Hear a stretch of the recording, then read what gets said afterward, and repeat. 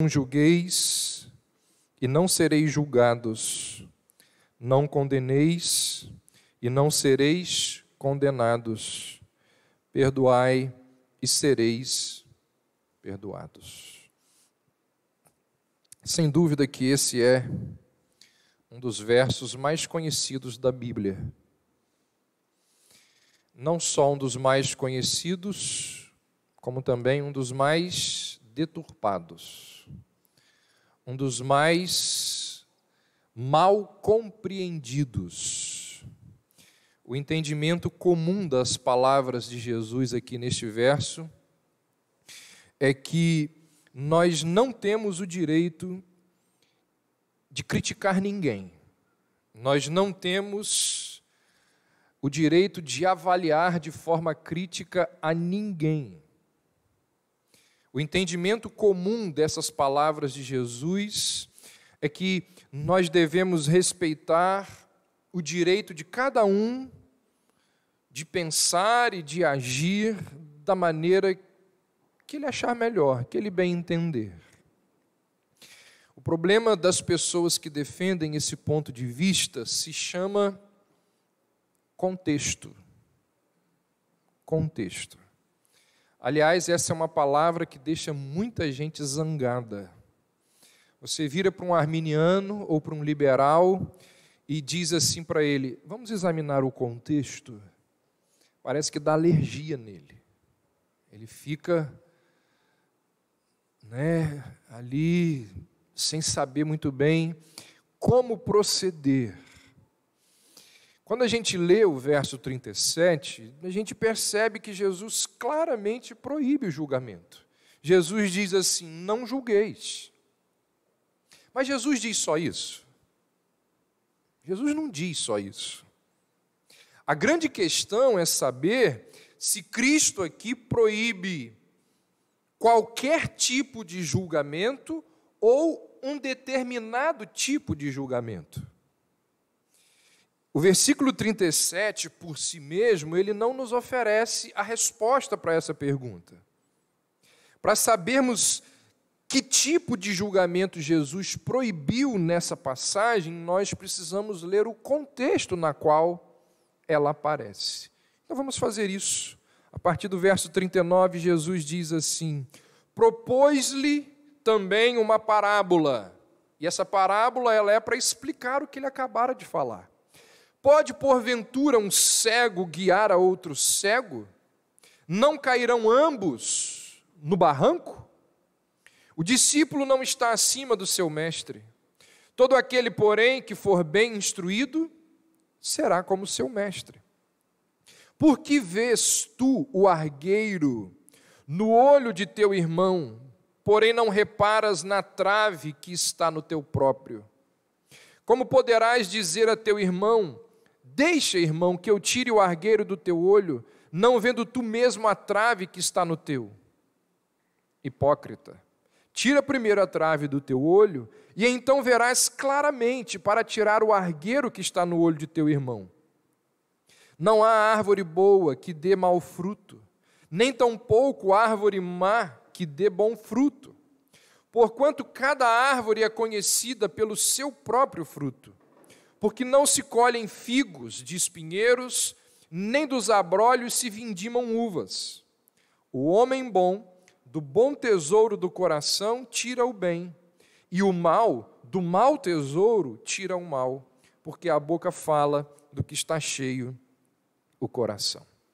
A exegese mais simples desse texto deixa claro que a proibição de Jesus se dá sobre o julgamento hipócrita. Primeiro, Jesus diz aos judeus que eles não devem julgar. Depois ele mostra como não deve ocorrer esse julgamento. Esse julgamento é aquele que não ignora os próprios pecados, enquanto condena esses mesmos pecados que cometemos nos outros. Fazer isso é, segundo as Escrituras, julgar com um padrão duplo, ou seja, hipocritamente. O que é julgar hipocritamente? É condenar nos outros aquilo que você mesmo pratica. É você criticar no outro aquilo que está presente na sua vida. Essa é a condenação de Cristo aqui. Perceba o seguinte: Jesus conta uma parábola para ilustrar o que ele tinha ordenado, e nessa parábola que Jesus conta, o pecado dos dois pecadores possuem duas semelhanças. Primeiro, eles são da mesma natureza, ou seja, em ambos os casos, um pedaço de madeira está no olho daquelas pessoas. Um cisco pequenininho e uma trave, que é um pedaço de madeira gigante, mas ambas as pessoas têm um pedaço de madeira no olho, ou seja, são pecados da mesma natureza. A segunda semelhança é que ambos estão em pecado. O pedaço de madeira estava no olho dos dois naquele exato momento, de forma que a diferença entre as faltas é somente de tamanho. Um pedaço é pequeno e o outro é grande. Então Jesus está dizendo, olha, é hipocrisia daquele cujo pecado é menor condenar aquele cujo pecado é maior. Afinal de contas, em ambos os casos, o que existe é pecado. É iniquidade. Ou seja, Jesus está dizendo aqui o seguinte: é uma tremenda de uma hipocrisia uma mulher que está fazendo aborto condenar um assassino. Ela não pode condenar um assassino porque ela está abortando. Jesus está dizendo, é uma tremenda de uma hipocrisia, um homossexual criticar a infidelidade no casamento. Ambos estão em pecados sexuais. Jesus está dizendo aqui, olha, o rasgo não pode criticar o remendo. O sujo não pode falar do mal lavado. Políticos num debate eleitoral. Entendeu isso? É o que Jesus está dizendo aqui. A proibição do julgamento de Cristo não é qualquer tipo de julgamento, é um determinado tipo de julgamento, o julgamento hipócrita. É aquele que tem o mesmo pecado do outro. Não é porque você tem um cisco, um pequeno pedaço de madeira, que você tem possibilidade ou liberdade de falar daquele que está com um pedaço de madeira maior no seu olho. Certa vez, um padeiro bateu lá na delegacia, o delegado recebeu e falou, o que aconteceu? Eu vim aqui reclamar com o senhor do vendedor de queijo. E qual é o problema do vendedor de queijo? Ele está roubando todo mundo aqui na cidade. Mas como assim? Ele está vendendo 800 gramas de queijo como se fosse 1 quilo. A gente compra 1 quilo, mas na verdade o que existe são 800 gramas. O delegado pegou aquela denúncia, foi até o comércio daquele homem, comprou lá 1 quilo de queijo, colocou na balança e constatou que realmente só existiam 800 gramas. Então ele mandou prender o vendedor de queijo debaixo da acusação de que ele estava fraudando a balança e roubando os habitantes daquela pequena cidade. Quando o vendedor de queijo chegou na delegacia, e ao ser notificado do que estava acontecendo, ele disse para o delegado, olha, é verdade que eu não tenho balança na minha casa. Então o que eu faço? Todos os dias de manhã, eu compro 2 pães de meio quilo cada um, e eu coloco os pães em um prato da balança e o queijo em outra. E aí quando o fiel da balança se equilibra, eu sei então que eu tenho 1 quilo de queijo. E aí o delegado, para tirar a prova, mandou lá comprar 2 pães na padaria do acusador, no estabelecimento do padeiro. E ele então constatou que 2 pães de meio quilo se equivaliam a 1 quilo de queijo. Qual foi a conclusão do delegado? quem estava fraudando a balança era exatamente o mesmo que estava acusando o vendedor de queijo.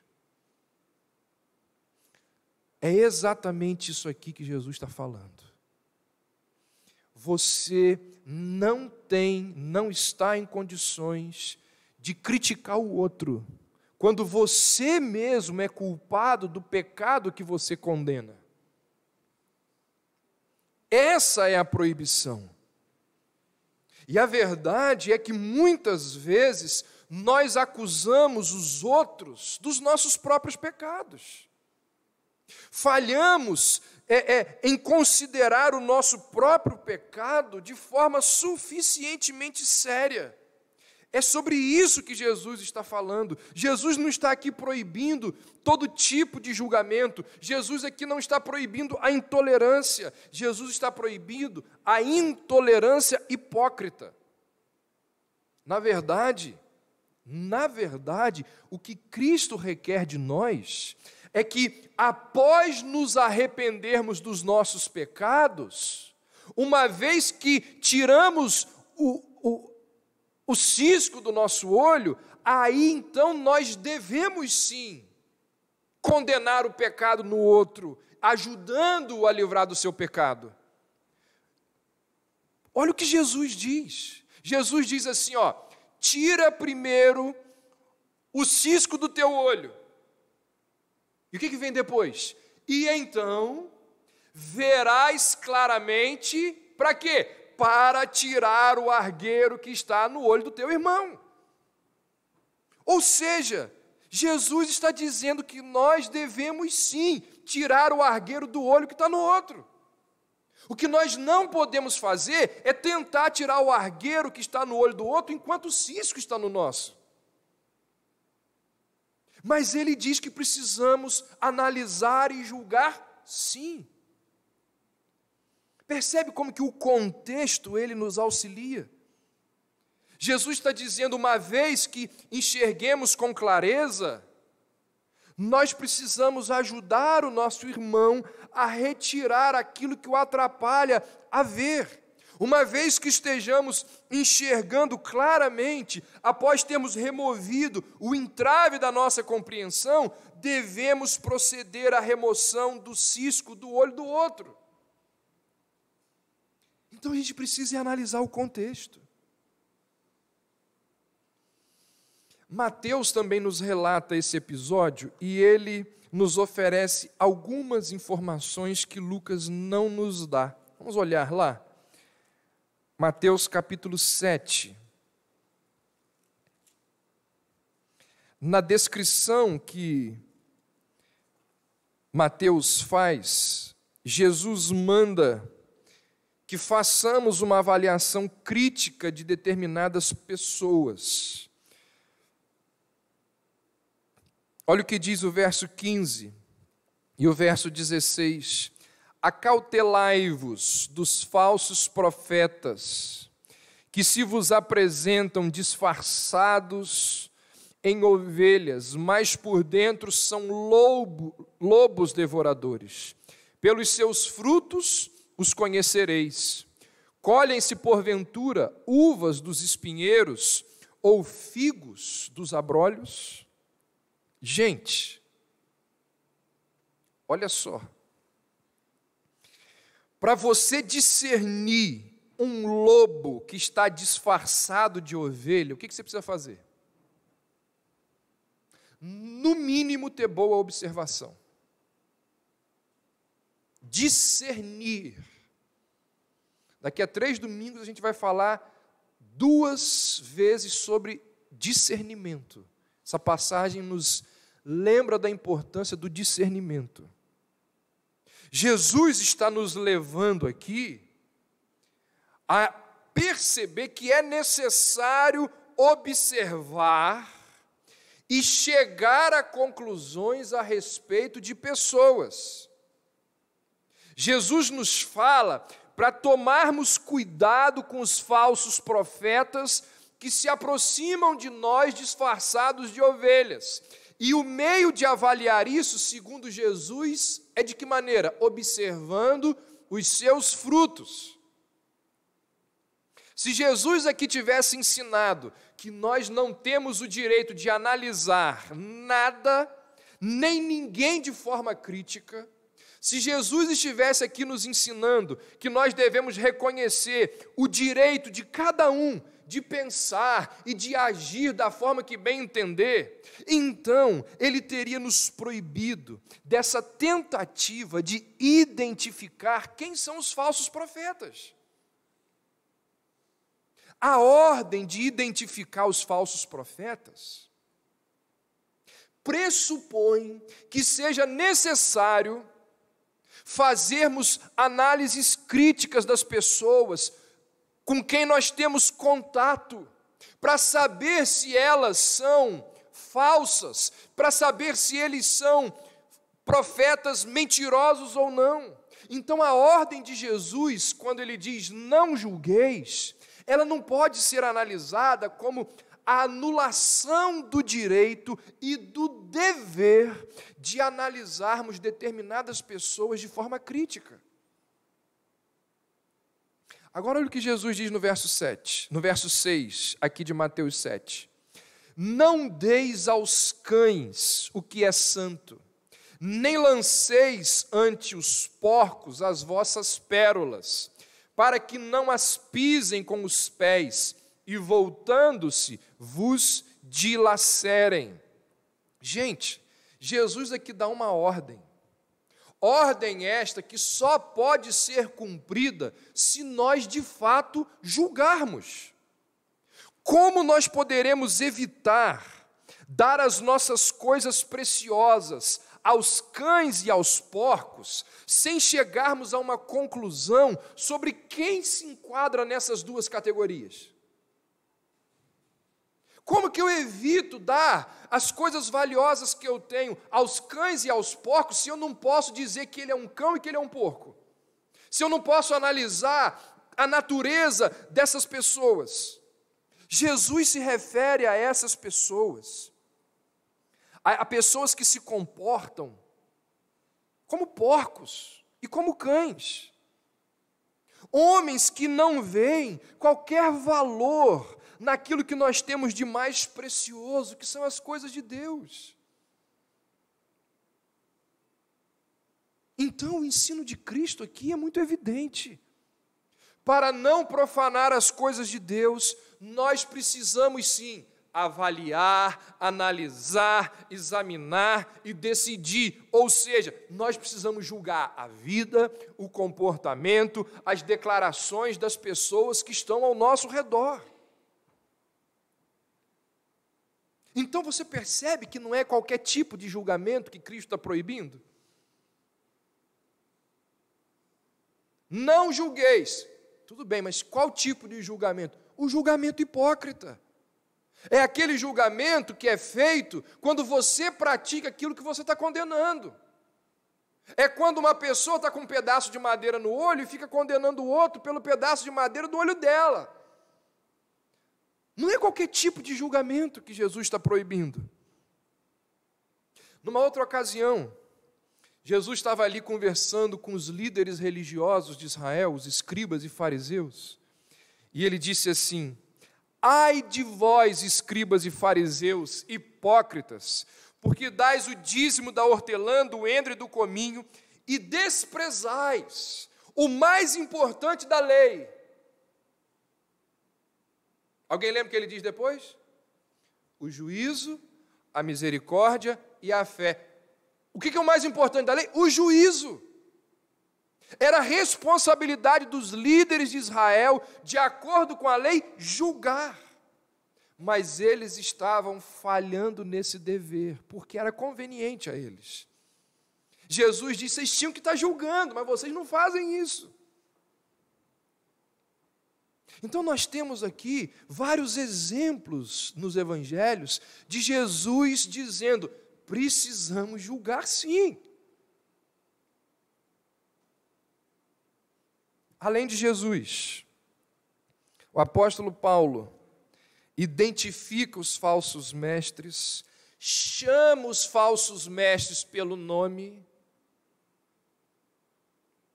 e mais do que isso, manda tudo para o inferno. Sabia disso? Paulo diz para os falsos mestres irem para o inferno. Entrega esses homens a Satanás. Vamos ver? Abra aí, 1 Timóteo, capítulo 1.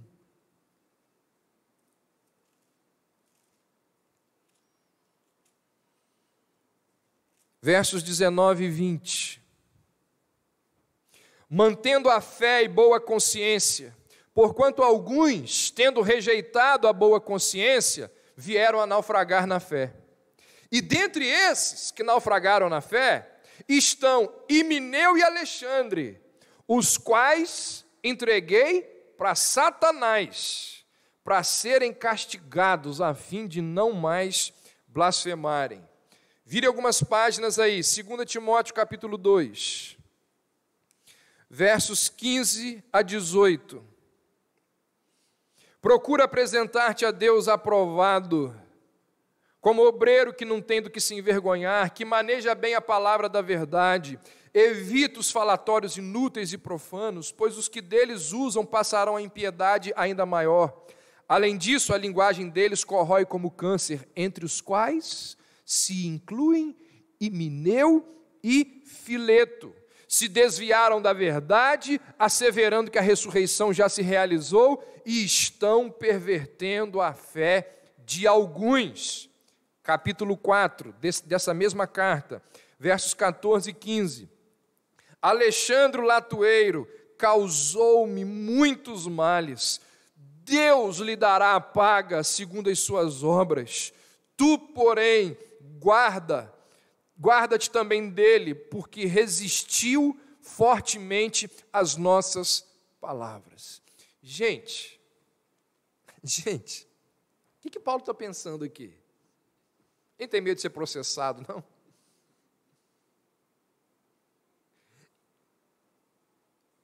que Paulo está fazendo aqui, gente? Ele não pode julgar ninguém. A gente pode julgar o outro? Falar assim, ó, fulano de tal e fulano, já pensou um pastor? Eu chego aqui e falo, o pastor da igreja batista tal, está pregando isso e isso. Nossa, mas que falta de educação, não é? O que Paulo está fazendo aqui? Que negócio é esse, Paulo, de entregar as pessoas para Satanás? Ô Paulo, quem é você para falar que Himeneu e Fileto se desviaram da verdade? Quem é você? A verdade talvez para eles não seja a sua verdade. Exatamente, é por isso que eu preciso condená-los. Existem vários textos bíblicos que deixam evidente a necessidade que nós temos de julgarmos pessoas e situações. Vamos dar uma olhada rapidamente em alguns deles. Abra aí Atos capítulo 16.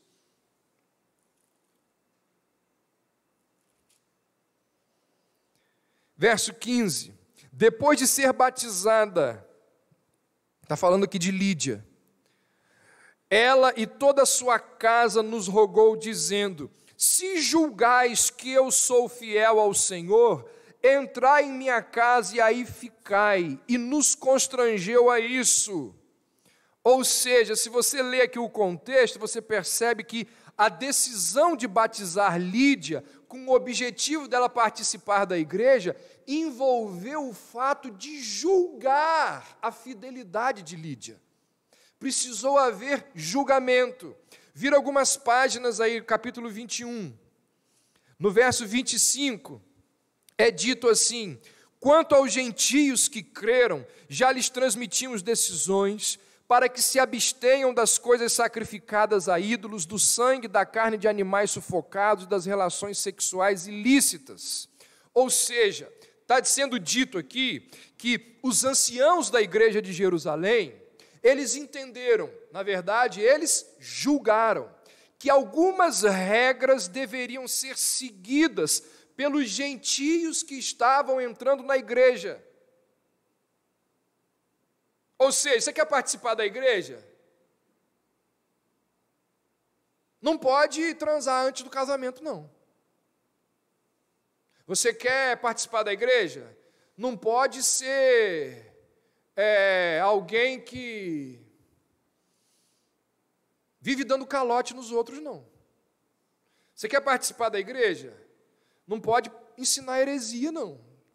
Dizer que Cristo não é 100% homem. Você quer participar da igreja? Existem regras. E se você descumprir essas regras e permanecer descumprindo essas regras, você vai ser excluído da igreja. Mas que isso, pastor? No mundo no qual a gente vive, de múltiplas verdades, que história é essa de disciplina na igreja? Os anciãos da igreja de Jerusalém disseram assim, não pode se comportar dessa forma. Filho, se você quer participar dessa comunidade, a sua opinião e o seu comportamento, a doutrina que você vai defender, a gente vai observar. E se ela não se enquadrar no ensino das Escrituras, você vai ser repreendido. E se você permanecer, você vai ser excluído. Para fazer isso tem que acontecer o quê, gente? Julgamento. Como que faz isso sem julgamento? Abra aí, por gentileza, 1 Coríntios capítulo 5.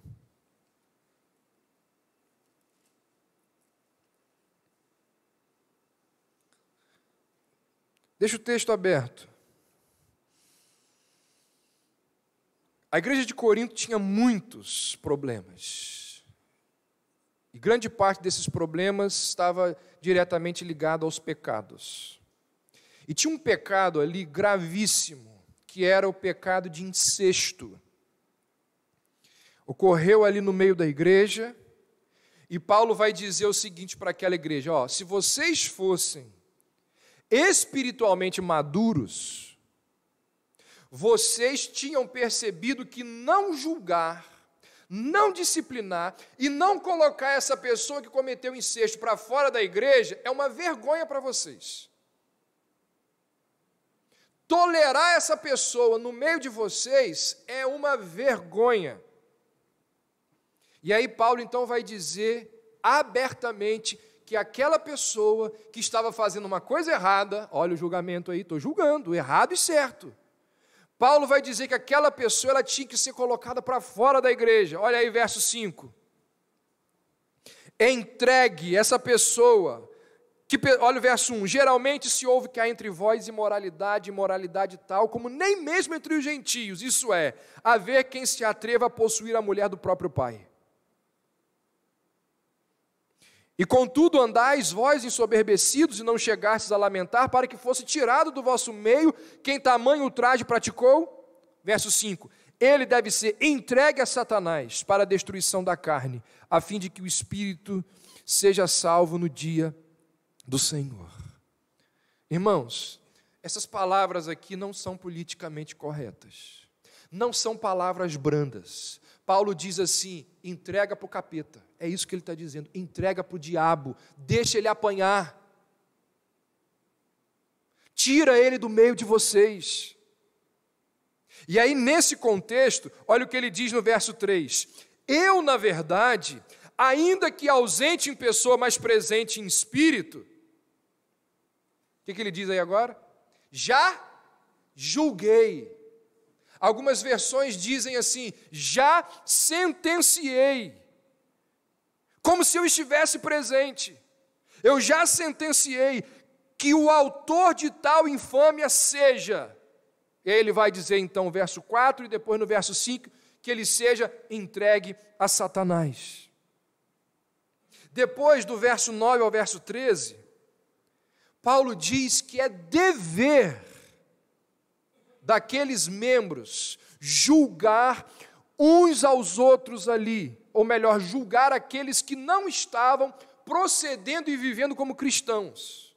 Paulo vai dizer, essas pessoas que não estão vivendo como cristãos devem ser banidos da igreja. A igreja não deve tolerar aqueles que pecam e que não se arrependem e que insistem nos seus pecados. Capítulo seguinte, capítulo 6. Paulo vai dizer que existe dentro daquela igreja disputas. E aí nos 5 primeiros versos ele diz assim, olha, essas disputas que vocês estão tendo aí, deveriam ser julgadas entre vocês e não deveria ser levada para o tribunal. Porque se vocês um dia vão participar do juízo divino junto com Deus, lá no fim da história, então vocês estão em competência, qualificados para discernir entre o bem e o mal na atualidade. Então, o que Paulo está fazendo com esse povo aqui de Corinto? Ele está estimulando essas pessoas a exercitar julgamentos em vários momentos. Mas não só o pessoal de Corinto. Quando Paulo escreve ao pessoal de Tessalonicenses, ele diz assim, examinem tudo e retenha o que é bom. Para você fazer isso, é necessário fazer julgamentos.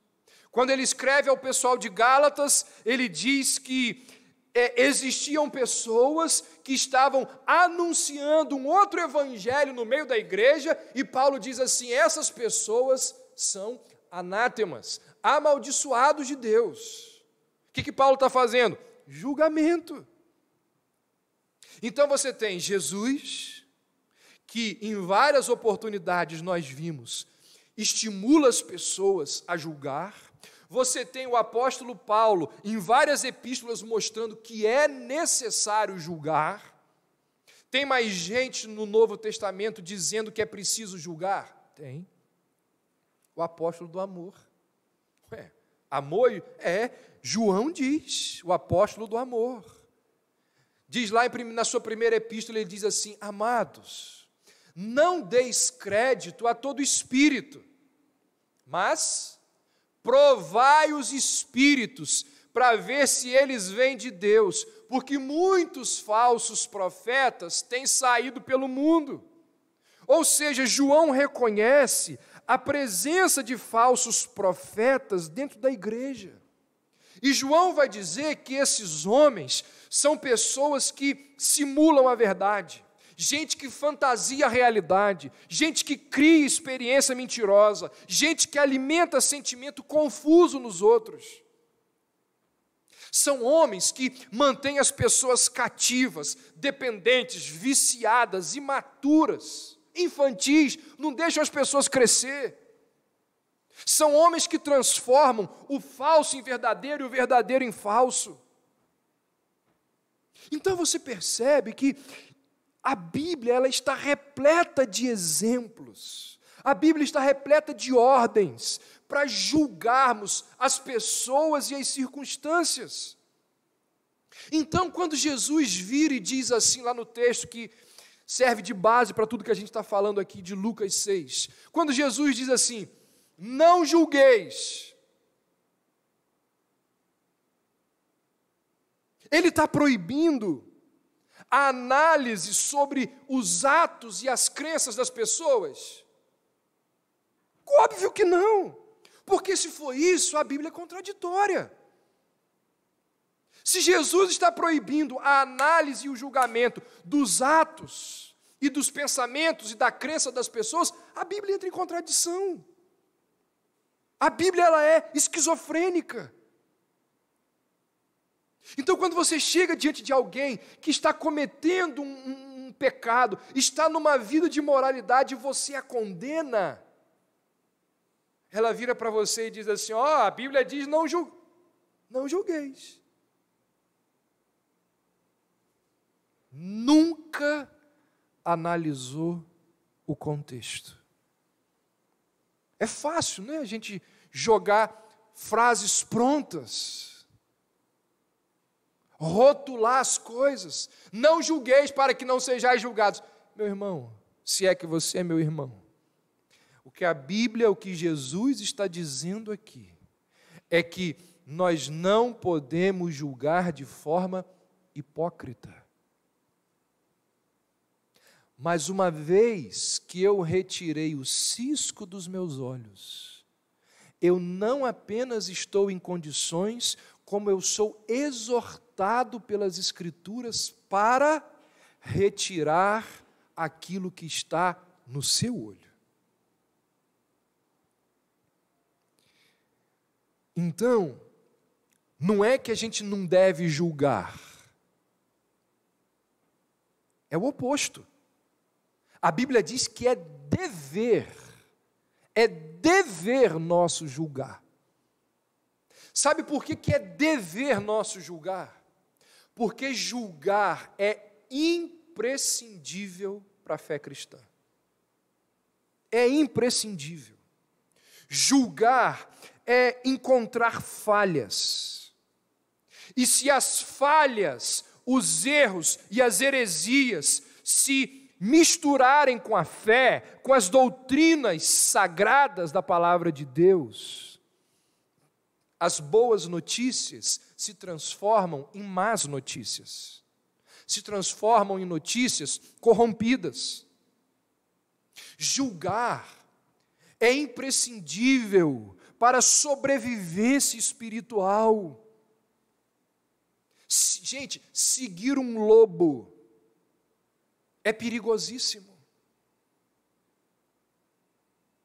Lá na frente a gente vai falar sobre esse texto, vamos analisar melhor a parábola, quando Jesus diz que algumas pessoas estão seguindo cegos. Gente que não consegue enxergar a realidade, e elas, ao seguirem os cegos, elas estão indo para onde? Para o inferno. Seguir lobos é algo perigosíssimo. Cair na armadilha de lobos é algo fatal. Os falsos profetas e as suas heresias precisam ser identificados, precisam ser expostos, precisam ser expulsos do nosso meio. Lá no último capítulo de 1 Tessalonicenses, Paulo faz uma lista com vários lembretes importantes para os membros daquela igreja. E ele vai falar ali de coisas básicas da vida cristã que as pessoas deveriam ter no seu dia a dia. E no meio daquelas coisas básicas, de frases pequenas, Paulo vai dizer assim, lá no verso 21, do capítulo 5, julgai todas as coisas. Julgai todas as coisas. Olha que coisa interessante, gente. Paulo está falando de questões básicas da fé cristã. E o que é básico na fé cristã? Discernir, julgar. Ele deixa claro que discernimento é tão crucial para a vida cristã quanto a oração. Você entende por que o relativismo ele tenta acabar com qualquer tipo de julgamento? Porque quando não se pode julgar e analisar a fé cristã, ela deixa de existir. Se nós não podemos julgar, nós não podemos tomar grandes decisões dentro da igreja.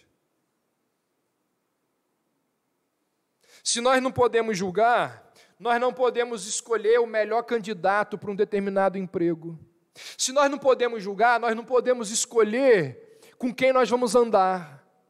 Se nós não podemos julgar, nós não podemos decidir com quem nós vamos nos casar. Se nós não podemos julgar, nós vamos viver sem tomar nenhuma decisão, porque julgar envolve tomar decisões.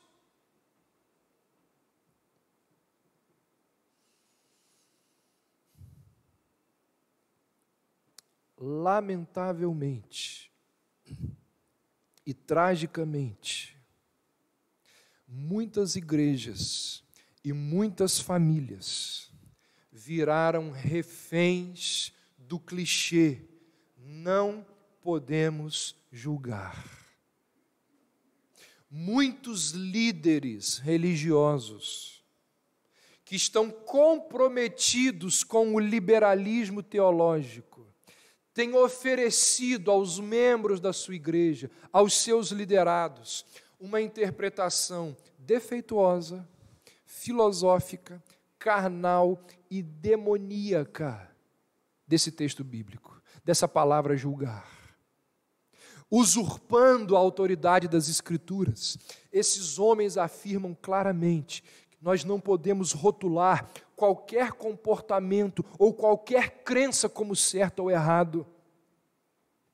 É por isso, gente, que cresce absurdamente no meio evangélico brasileiro igrejas que não mais censuram coisas erradas, que usam esse texto, esse verso, como propaganda anticristã para a homossexualidade. Olha só, quem é você para condenar o homossexual? A Bíblia diz: não julgueis. Usam esse verso como justificativa para retirar a disciplina eclesiástica. Acontece de no meio da assembleia, gente pegar o texto, já aconteceu, já ouvi, lá, abre lá e diz que a Bíblia diz: não julgueis para que não sejais julgados. Por que vocês estão fazendo isso com o irmão? E passa. Absurdamente passa. Muitas comunidades cristãs, ao seguir o clichê não julgueis, recuaram diante de questões morais, de questões doutrinárias, chegando ao ponto de não mais julgar entre o certo e o errado. Sabe o que isso tem feito com as igrejas? Isso está destruindo as igrejas. O liberalismo teológico, que é aquele que diz que tudo pode, está destruindo muitas igrejas.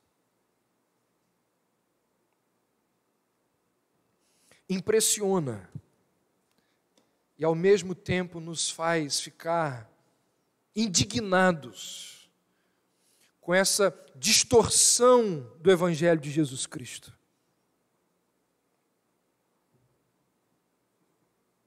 O Evangelho tem sido trocado por uma teologia que agrade ao povo,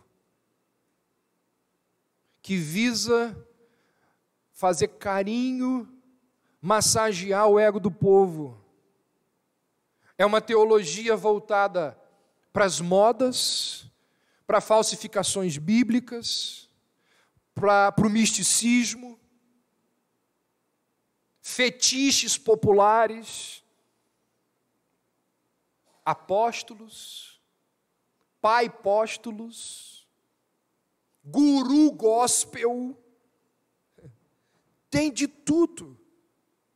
A palavra de Deus ela é trocada por modismos, por hierarquias eclesiásticas, por dinheiro, e ninguém pode falar nada. E ninguém pode criticar. Não julgueis, dizem eles.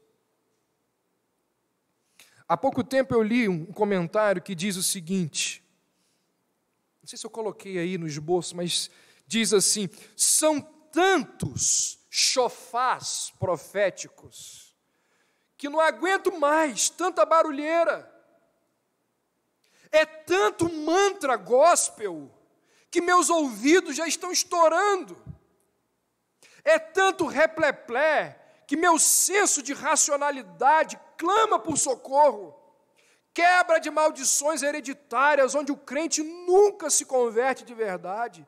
Sessões de descarrego, sabonete de arruda, rosa ungido, sal grosso. É tanto copo d'água consagrado que dá até vontade de ir ao banheiro.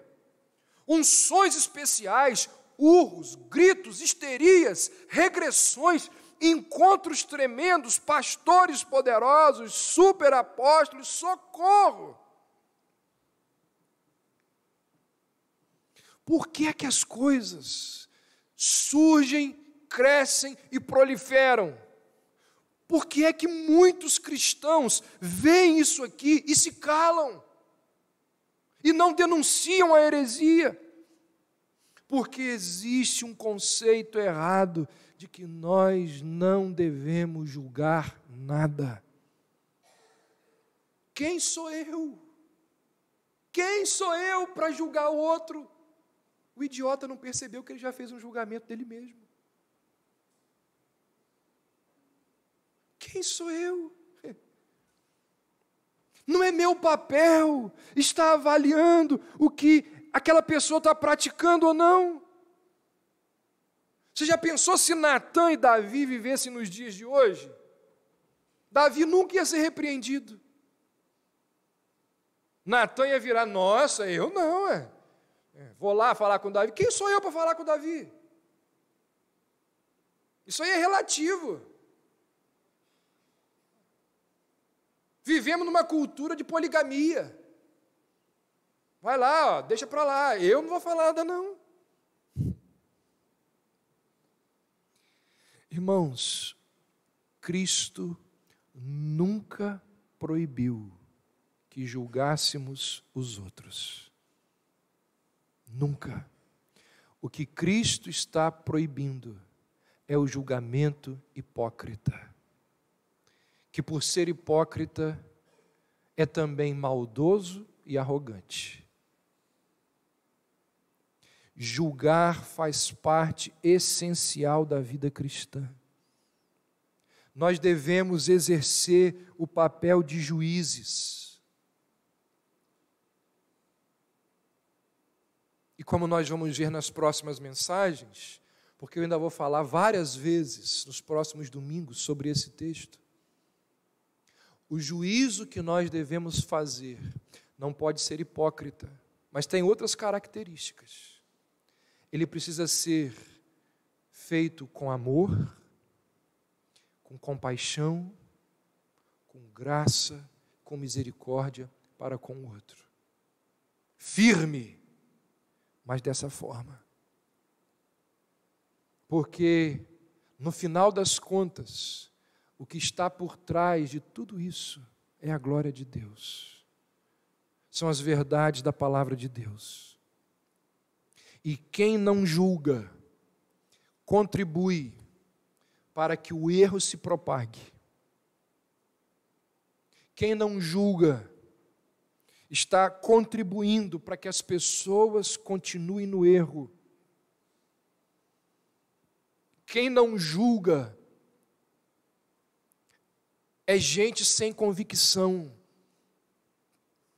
é gente que se torna conivente, cúmplice de mentiras, cúmplice de heresias, cúmplice de atos imorais daqueles que estão ao seu redor. E Paulo disse lá a Timóteo, não te tornes cúmplice de quê? Dos pecados de outros. Conserva-te a ti mesmo puro. E como é possível cumprir essa orientação paulina de não nos tornarmos cúmplices do pecado de outros se não exercitarmos o julgamento? Então, julgar não é errado quando nós cumprimos essas condições. Quais condições? Que primeiro nos examinemos. Eu estou abortando meu filho, eu não tenho condição de falar do assassino. Se eu estou cometendo o mesmo pecado do outro, eu tenho que ficar quietinho. No entanto, uma vez retirado a trave do seu olho, que diz Jesus, você tem que ir lá e tirar o cisco do olho do outro. Então, primeiro, devemos nos examinar. Segundo, nos colocarmos sob o mesmo juízo. Estarmos prontos a admitir que nós mesmos estamos sujeitos a errar, a pecar e a dizer um monte de bobagem. E quando nós entendemos isso, o nosso julgamento ele é feito com misericórdia, com amor. É quando a gente chega para o irmão e diz assim, olha só, meu irmão, você está errado, mas isso não faz de você pior do que eu. Isso não significa que eu sou melhor que você. Porque eu posso tropeçar em outras coisas que você não tropeça. Mas você está errado. Você precisa abandonar o seu pecado. Julgar não é errado. Quando o nosso alvo é ajudar os outros a consertar aquilo que eles fizeram de errado. E quando nós fazemos isso com amor, com graça, com firmeza, com misericórdia. A Bíblia diz que o Espírito Santo de Deus nos guia a toda a verdade. Então, que o Espírito Santo de Deus, que nos guia a toda a verdade, abra os nossos olhos, de modo a subirmos contra a maré, ao sabor do vento de Deus, que nos conduz de forma firme, soberana e graciosa, contra essas coisas, contra essas aberrações que nós temos presenciado e visto nos nossos dias. Vamos orar? Ó Deus, ajuda-nos a aprendermos da Tua palavra, que é tão clara,